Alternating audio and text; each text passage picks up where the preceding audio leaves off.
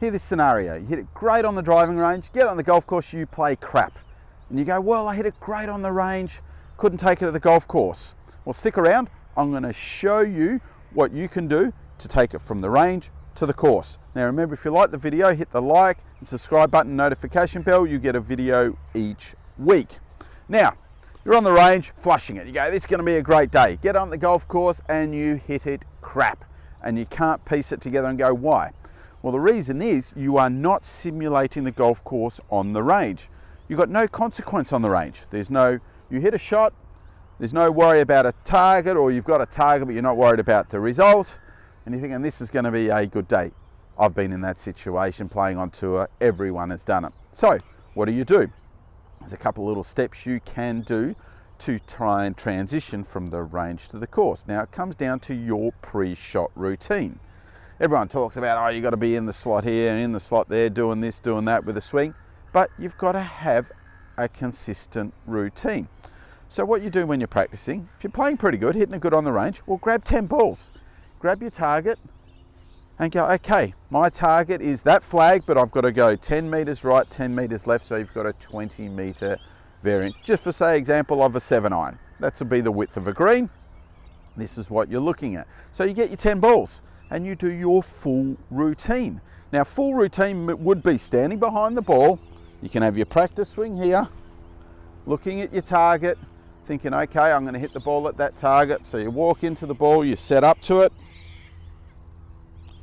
go through your process and hit the shot. Now what we do is we track where the ball went. That was pretty good, that went pretty close. So I have a set routine. Now for me, I have my practice swing behind the ball. Then I pick my target. Some people visualize, some people don't. Pick your target, where do I want the ball to finish? And then I stand behind it and I start my routine. Left foot, 1, 2, 3 paces to the ball. Then I put the club face down to aim exactly where I want. I take my stance, get my setup correct. Then I have one look at the target, slow look back to the ball, and I hit the shot. So I'm making sure that is consistent every time. Now what you start to do is to track that ball. Now if you keep hitting some shots and they go a little bit to the right, well, either you can try and fix that, or on the golf course, you actually aim a little bit further left to counteract that ball going right. I use a scenario, you're driving a car down the street and you've got your hands on the steering wheel and you think your car's going dead straight. Not all the time, you've always got little corrections. You've got to go a little bit left, a little bit right. Nothing is certain. So in that point, you've hit 10 balls, you track where they go. If you start to see a pattern, you can either try to fix it or you allow for it.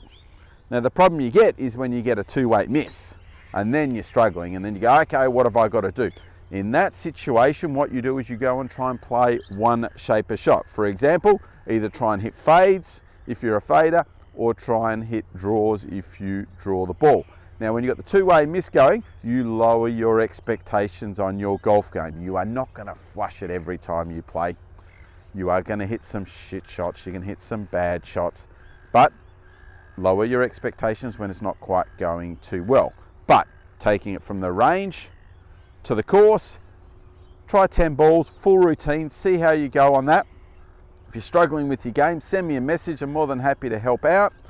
Teach online at the Skillest app or in person in Melbourne, Australia.